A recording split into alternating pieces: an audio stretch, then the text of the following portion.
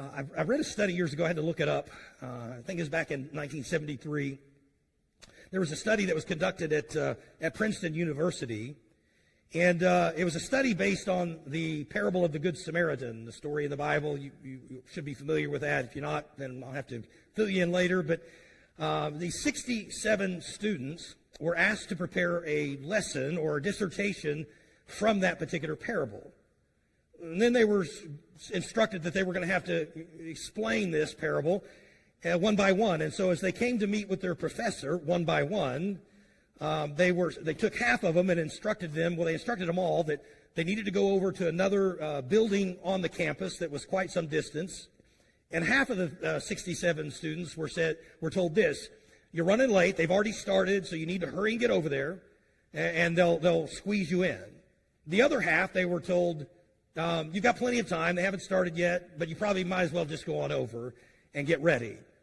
So this was all a study where they had an actor somewhere on the campus that would be right outside the door when they left, who was pretending to be this person who was in great distress, in a physical infirmity, obviously struggling and moaning and drawing attention to himself.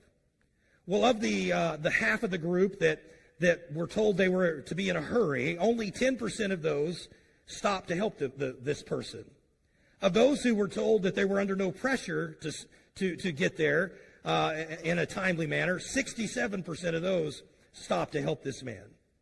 So if I'm doing my math correctly, one of you can correct me later if I'm not, that means out of the total of 67 people, only 1/3 of the seminary students, keep this in mind, who have just studied the parable of the Good Samaritan to the point that they're going to go give a talk on the Good Samaritan, only 1/3 of the seminary students actually stopped to render aid. So while you may think, well, that's a normal thing to do, apparently it's not.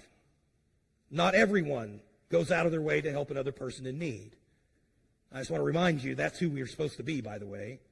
People that look at the needs of other people and do our best to meet them.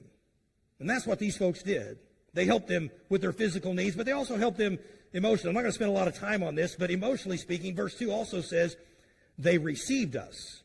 And that phrase, they received us, it means to take one in as a companion or as a close friend. And so the point is this: in their moment of need, the people from Malta didn't treat them like they were prisoners or that they were people that somehow deserved to be in this situation.